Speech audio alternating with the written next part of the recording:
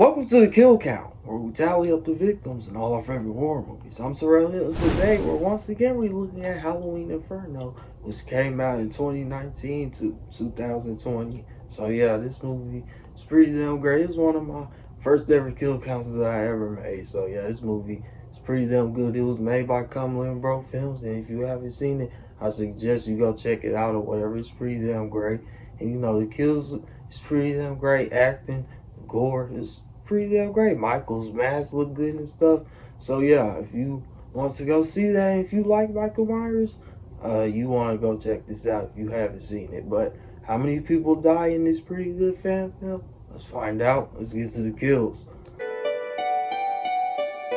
The movie begins with Michael just appearing right there. Loomis starts shooting Michael and stuff like that until he falls off that balcony. Officer Hawkins was just chilling in his car right now. Victim come up and then start asking him for help. Cuts to him going in there to see if Michael's in there and stuff like that. See him taking a look in the house looking for Michael. As he's still searching, he comes across this body. He goes to go check it out. Michael comes up right behind him. Let's roll around and then he reveals our first kill on the count. So yeah, bro turning around and noticing Michael right behind him, and then Michael grabs him and stuff, and they both start fighting. He ends up pushing, bro, and then he has his gun pinned on him over there. Then his co-workers come in there and saves the day for him. The movie tells us that it's now Halloween in 2018. So this house being on fire, just like the one in Halloween Kills. The bro in his car telling the fire department to hurry up and get here. Who comes from up out of his backseat and starts choking, bro, with this damn car part or whatever. Ends up killing, bro. Just, you know, keep on choking him. Then yeah. After that, Michael steps out of the car and stuff like that. Opens the front door to get his body up out of there. Ends up getting in the car. Ends up driving off where he's taking it. So yeah.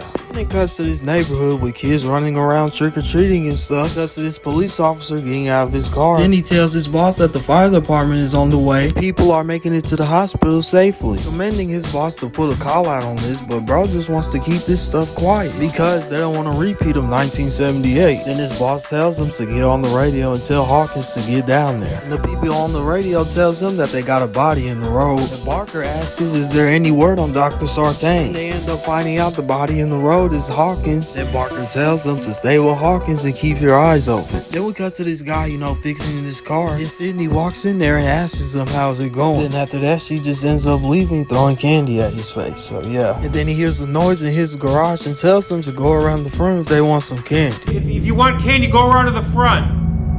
Alright? Thank you. Happy Halloween. Then we see him going inside this trunk looking for something. After that, it just ends up shutting and stuff like that with Michael just standing right there. Then he starts calling for Sydney until he notices Michael just standing right there. Then we cut to Michael walking over here seeing which weapon he gonna use. Then we see Michael walking over there with that axe. And Michael ends up killing him by just putting it right in his chest. So yeah. After that, we cut to that sergeant reading up on some stuff that happened in 1978. Then Vic comes in there telling him that Lori just left the hospital for some reason. Then it cuts to Lily coming in there sitting down with him. He gives her some unfortunate information about her father being dead now. And he also tells her whatever she needs, they'll be able to help her. Then it cuts to Michael listening to what happened on the radio while he's just looking at these people walking by. After that, we see Michael, you know, grabbing that hammer and stuff and about to walk out of his car. Then he gets out and starts slowly walking his way towards the house, reminding me of that one taken to Halloween 2018. Then he finally makes it on their front porch with their door just being slightly wide open. Then he goes up in there and walks in there. He starts creeping up right behind bro and stuff like that until bro doesn't notice him and then starts hitting him with this hammer off screen and stuff like that, killing him too. So yeah. Then Michael ends up creeping around and killing her too quickly. So yeah. Then he goes over to this counter and notices a new mask he can put on and stuff. And he walks up out of there in this pretty cool shot. Cut to her sitting right here just chilling in one of the police offices. Vic comes in there sitting right beside her and she starts asking questions about what happened to her dad. And Vic tells her that he can't tell her because he'll end up losing his job. Then the news reports come on telling us that Michael has escaped. That's Sydney sitting on her porch eating candy. She notices Michael right there stalking her. Some trick-or-treaters come up there, you know, asking her for candy while Michael's moving away now. Then after they leave, she looks right back over there and Michael in his car is gone. Then we see her walking going towards this other house. She finally, you know, makes it through the front door. Then nobody answering and it's just left wide open. We cut to a police officer just posted up at this spot. Then he notices the car is approaching the area, and when they stop, he tells them to hurry up and turn around and lock your doors and go home. Bro's just trying to figure out what's going on, but the police officer just tells him to clear the area and get out of here. Then we cut to the police coming to this house and to get all the evidence they need to get Michael. Then we cut to him telling his task force to make sure that more roads is blocked off so Michael can't escape nowhere. We cut to him asking her, can she give him any details about what happened? He was wearing a white mask and a black mechanic's jumpsuit. Now we're at this train station where the cops are just now pulling up, and he gets out and sees Michael's vehicle right there. Then we see him going in there just to go check the place out, with Michael just standing right there watching him. So yeah. Then we also see him going to go explore his car now, and he goes in there to find blood on the steering wheel and all of Michael's weapons on the passenger side. But as soon as he gets ready to leave, Michael comes up from behind him and makes him hit his face on his window and stuff like that. Michael goes in his car to go grab his metal rod thing, kills him by stabbing him in the back with it. So yeah, then we see Michael getting into his car and hears what's going on the radio. Still no word on Laurie Strode. Copy that. Keep it quick, then get back to the station. And keep your eyes open. I can't afford to lose any more officers. We see the FBI coming up in there pretty mad about all the murders that are allowed to happen. Sheriff Barker tells her that he's in charge around here and she is nothing but all and disappointed. Then she goes over to Sydney and goes over there to ask her more questions. She tells everybody the FBI is now under control in this investigation, and she just tells bro to stay out of her way. Now we're back at the sheriff's department, and we cut to her sitting over here trying to figure out who's behind all these murders. We see this FBI agent walk in there to collect all the evidence, and we just see him, walking out of the place. And as he's walking, Michael comes out of nowhere and starts squeezing the hell out of his eyes. So yeah. Then after that, Michael notices that he done dropped some evidence and goes in that bag just to find his old knife in there. So yeah, we cut back to them, still talking about what happened, and the lights just randomly go out. He tells both of them to just stay in there while you go check it out. We see him entering the room where the power's at, I guess. We see him hearing a noise back there and noticing that someone's back there. When he slowly makes his way down up in there and stuff, we'll see him later on again. We cut back to them two, and they're just still,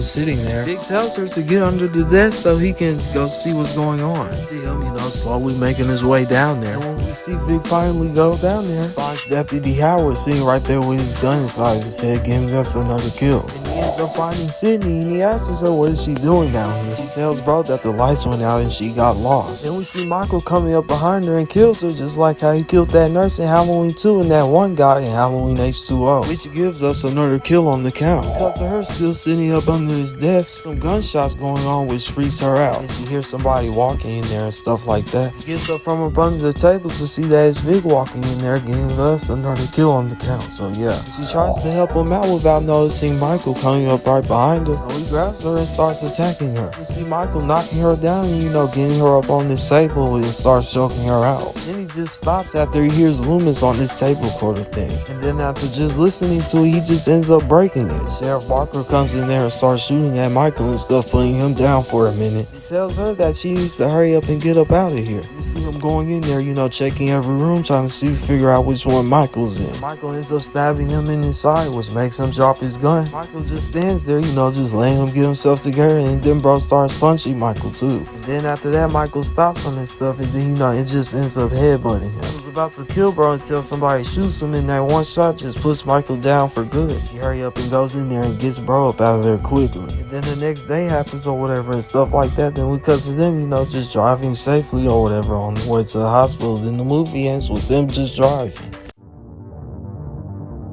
By my count, I counted 10 kills in this movie, which was 8 men and 2 ladies. So yeah, that gives us, this kind of pie chart and stuff like that. But runtime of 46 minutes, that leaves us with a kill on average every 4.6 minutes. So yeah, if you guys enjoyed this video, I suggest you like and subscribe and all that type of stuff. So yeah, if you guys enjoyed it, thank you guys so much for watching. And next week or whenever I come back, we will be looking at The Strangers Chapter 1, which came out in 2024. Until then, though, kill count.